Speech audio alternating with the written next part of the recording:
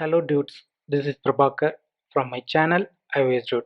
இந்த வீடியோவில் நம்ம பார்க்க போகிறது type aliases and string data டைப்போட ப்ராசஸ் எப்படி யூஸ் பண்ணுறது, ஸ்விஃப்ட்டில் ஸ்ட்ரிங் டேட்டா டைப்போட ஃபங்க்ஷனாலிட்டிஸ் எப்படி இம்ப்ளிமெண்ட் ஆகுது, ஒரு ஸ்ட்ரிங் டேட்டா டைப்போட சப் ப்ராசஸை எப்படி ஹேண்டில் பண்ணுறது அப்படிங்கிறத இந்த வீடியோவில் பார்க்கலாம். இதில் நம்ம ஃபஸ்ட் செக் பண்ண போகிறது டைப் அலைசஸ். இந்த டைப் அலைசஸ்னால் என்னென்னு பார்த்தீங்கன்னா, டைரெக்டாக ஒரு ப்ராசஸை யூஸ் பண்ணாமல் அந்த ப்ராசஸை ஒரு வேரியபிள் அலோகேட் பண்ணி அந்த வேரியபிளை நீங்கள் எடுத்து அக்சஸ் பண்ணுறீங்க அப்படின்னா இந்த ப்ராசஸ் தான் டைப் அலைசஸ் அப்படின்னு சொல்லுவாங்க. அந்த வேரியபிளை நம்ம எப்படி டைப் அலைசஸ் அப்படின்னு சொல்கிறோன்னு பார்த்தீங்கன்னா, வேரியபிளுக்கு முன்னாடி வேரியபிள் கான்ஸ்டன்ட் அப்படின்னு டிக்ளேர் பண்ணுறது மாதிரி டைப் அலைஸ் அப்படின்ற ஒரு கீவேர்டு யூஸ் பண்ணி அந்த வேரியபிளை அலோகேட் பண்ணுவோம். டைரெக்டாக அந்த ப்ராசஸ் அக்சஸ் பண்ணாமல் இந்த டைப் அலைஸ் வேரியபிளை உங்களுக்கு தேவையான ப்ராசஸில் இம்ப்ளிமெண்ட் பண்ணி யூஸ் பண்ணிக்கலாம். நெக்ஸ்ட் நம்ம செக் பண்ண போகிறது செமிகோலன். நார்மலாக கோலன்னா உங்களுக்கு என்னென்னு தெரியும். கோலன்னா என்னென்னு பார்த்தீங்கன்னா, ஒரு ப்ராசஸை ஒரு வேரியபிள்க்கோ இல்லை சம் ப்ராசஸ்க்கோ இன்கிரீட் பண்ணுறதுக்கு கோலன் யூஸ் ஆகுது. செமிகோலன் எதுக்கு யூஸ் ஆகுதுன்னு பார்த்தீங்கன்னா, ஒரு ப்ராசஸ் ஆர் ஒரு லைனை என் பண்ணுறதுக்கு செமிகோலன் யூஸ் பண்ணுறோம். நார்மலாக அப்ஜெக்டிவ் சியில் ஒரு லைனை என் பண்ணுறதுக்கு செமிகோலன் ரொம்ப இம்பார்ட்டன்ட். ஆனால் ஸ்விஃப்ட் ப்ராசஸ் நீங்கள் பண்ணும்போது ஸ்விஃப்ட் லாங்குவேஜில் செமிகோலனோட யூசேஜ் தேவையில்லை. இன்கேஸ் நீங்கள் ஒரு லைனை என் பண்ணணும்னு நினைக்கிறீங்க, இல்லைனா சேம் லைன்லேயே டூ ப்ராசஸ் இம்ப்ளிமெண்ட் பண்ண போகிறீங்க அப்படின்னா அங்கே செமிகோலன் ரொம்ப யூஸ்ஃபுல்லாக இருக்கும். ஸோ ஒரு ப்ராசஸ் பண்ணும்போது அங்கே நீங்கள் செமிகோலன் வைக்கிறீங்க அப்படின்னா நீங்கள் செமிகோலன் வச்ச அந்த ப்ராசஸோட அந்த லைன் எண்ட் ஆகிடும். அதுக்கு அடுத்து நியூ லைன் கிரியேட் ஆகிடும்.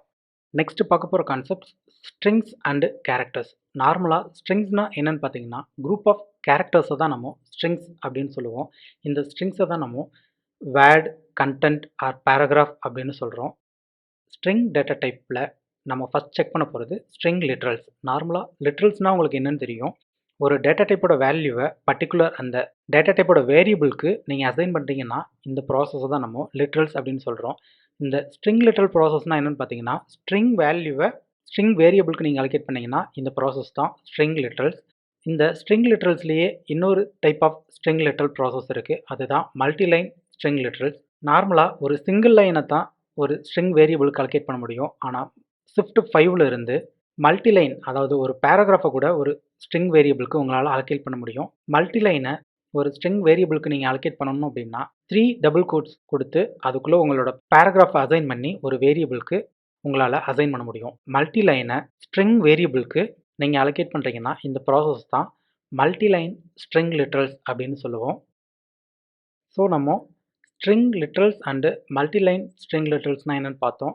நார்மலாக ஒரு ஸ்ட்ரிங் டேட்டா டைப்பை அசைன் பண்ணும்போது நம்ம எம்டியாக அசைன் பண்ணுவோம், இல்லைனா டைரெக்டாக ஒரு வேல்யூ கொடுத்து அசைன் பண்ணுவோம். ஸ்ட்ரிங்கோட வேரியபிளை எம்டியாக எப்படி அலோகேட் பண்ணுறதுன்னு பார்த்தீங்கன்னா, ஒரு ஸ்ட்ரிங் வேரியபிளுக்கு ஈக்குவல் டு கொடுத்து எம்டியாக 2 டபுள் கோட்ஸ் கொடுத்தீங்க அப்படின்னா உங்கள் ஸ்ட்ரிங் டேட்டா டைப்போட வேரியபிளுக்கு எம்டி அலோகேட் ஆகிடும். இன்கேஸ் நீங்கள் அப்படி அலோகேட் பண்ண வேணாம் அப்படின்னு நினச்சிங்கன்னா டைரெக்டாக ஸ்ட்ரிங்கோட மெத்தடு நீங்கள் அந்த வேரியபிளுக்கு டைரெக்டாக அசைன் பண்ணாலும் அந்த வேரியபிளுக்கு எம்டி அலோகேட் ஆகும். அந்த எம்டி அலோகேட் பண்ணுற அந்த சேம் டைம்லேயே அந்த வேரியபிளுக்கான மெமரியும் அலோகேட் ஆகிடும். நெக்ஸ்ட் நம்ம செக் பண்ண போகிறது ஸ்ட்ரிங் மியூட்டபிலிட்டி. உங்களுக்கு ஆல்ரெடி தெரியும் மியூட்டபிள்னால் என்னென்னு. கலெக்ஷன் டைப்ஸ்லேயே பார்த்துருக்கீங்க மியூட்டபிள் அண்ட் இம்யூட்டபிள் ப்ராசஸ். இந்த சேம் ப்ராசஸ் ஸ்ட்ரிங்லையும் இன்வால்வ் ஆகுது.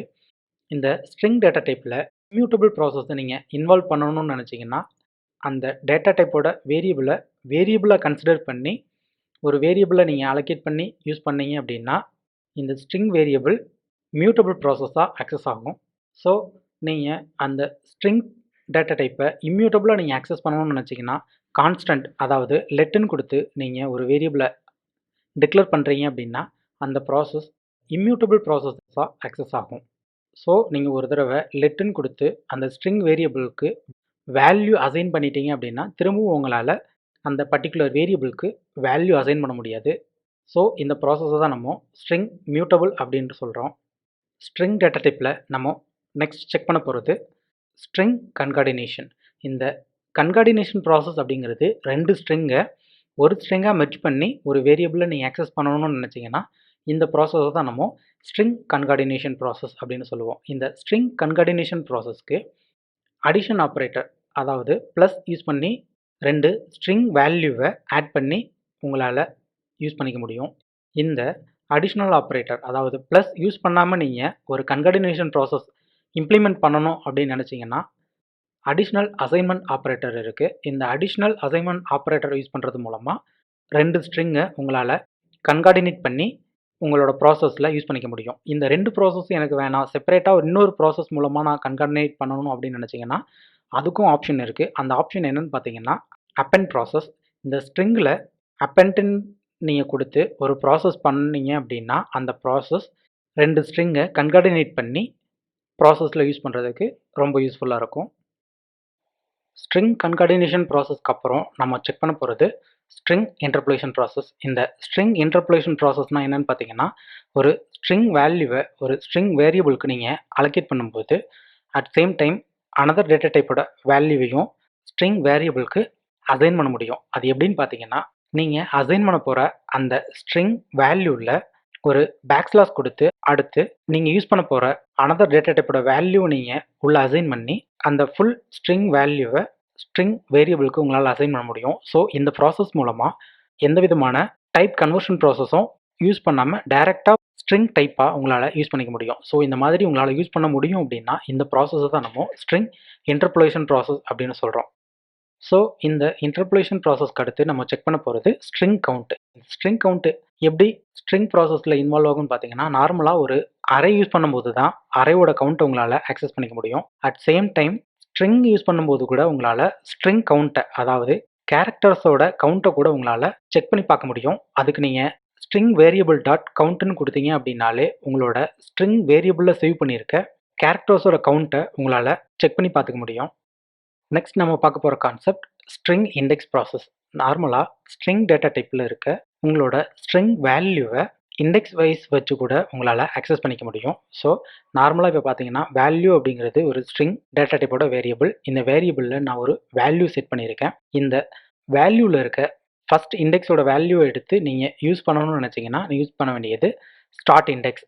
இதே மாதிரி உங்களோட எண்ட் இண்டெக்ஸ் அப்புறம் பர்டிகுலர் இண்டெக்ஸோட வேல்யூ எடுத்து நீங்கள் ஆக்சஸ் பண்ணணும்னு நினச்சா கூட உங்களால் ஆக்சஸ் பண்ணிக்க முடியும். ஸோ இதுக்கு தான் இந்த ஸ்ட்ரிங் இண்டெக்ஸ் ப்ராசஸ் ரொம்ப ஹெல்ப்ஃபுல்லாக இருக்குது.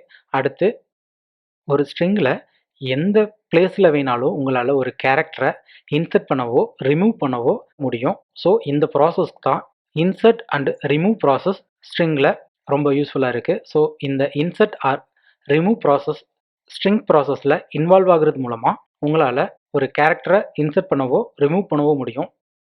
ஸ்ட்ரிங் டேட்டா டைப்பில் நம்ம நெக்ஸ்ட் செக் பண்ண போகிற கான்செப்ட் சப்ஸ்ட்ரிங்ஸ். சப்ஸ்ட்ரிங்ஸ்னால் என்னென்னு பார்த்தீங்கன்னா ஒரு குரூப் ஆஃப் ஸ்ட்ரிங் வேல்யூஸில் ஒரு பர்டிகுலர் வேல்யூவை மட்டும் உங்களால் கெட் பண்ணி ஆக்சஸ் பண்ணிக்க முடியும் அப்படின்னா அப்படி கெட் பண்ணுற அந்த வேல்யூ ப்ராசஸை தான் நம்ம சப்ஸ்ட்ரிங் ப்ராசஸ் அப்படின்னு சொல்கிறோம். இங்கே கிரீட்டிங்ஸ் அப்படிங்கிறது ஸ்ட்ரிங் டேட்டா டைப்போட வேரியபிள். இந்த வேரியபிளுக்கு நான் வேல்யூ அசைன் பண்ணியிருக்கேன்.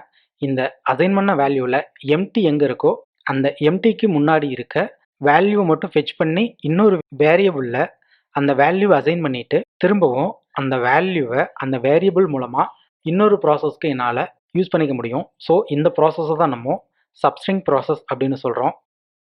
ஸ்ட்ரிங் டேட்டா டைப்பில் மெயினாக நம்ம யூஸ் பண்ண போகிற கான்செப்ட் என்னன்னு பார்த்தீங்கன்னா ஸ்ட்ரிங் கம்பேரிசன். 2 ஸ்ட்ரிங்கை கம்பேர் பண்ணி ஈக்குவலாக இருக்கா இல்லையான்னு கண்டிஷன் செக் பண்ணுறீங்க அப்படின்னா இந்த ப்ராசஸ்க்கு ஸ்ட்ரிங் கம்பேரிசன் ப்ராசஸ் ரொம்ப யூஸ்ஃபுல்லாக இருக்கும்.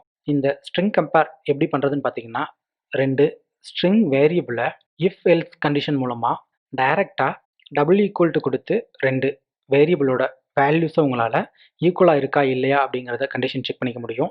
இன்கேஸ் இந்த ப்ராசஸ் இல்லாமல் வேறு ப்ராசஸ் மூலமாக உங்களால் ஸ்ட்ரிங் கம்பேர் பண்ண முடியும் அப்படின்னா அதுக்கும் ஆப்ஷன் இருக்குது. என்னன்னு பார்த்தீங்கன்னா கண்டெய்ன்ஸ். இந்த ஸ்ட்ரிங் கம்பேர் பண்ணுறதுக்கு டபுள் ஈக்குவல் டு ப்ராசஸ் மூலமாகவோ கண்டெய்ன்ஸ் ப்ராசஸ் மூலமாகவோ உங்களால் ஸ்ட்ரிங் கம்பேரிசன் ப்ராசஸ் பண்ணிக்க முடியும். ஸோ இப்போ நீங்கள் பார்த்த ஸ்ட்ரிங் டேட்டா டைப்போட ப்ராசஸில் உங்களுக்கு ஏதாவது டவுட் இருந்தது அப்படின்னா கமெண்ட் பண்ணுங்கள், லைக் பண்ணுங்கள், நம்ம சேனலை சப்ஸ்கிரைப் பண்ணுங்கள். அனதர் கான்செப்டோட நெக்ஸ்ட் வீடியோவில் மீட் பண்ணுறேன். பாய்.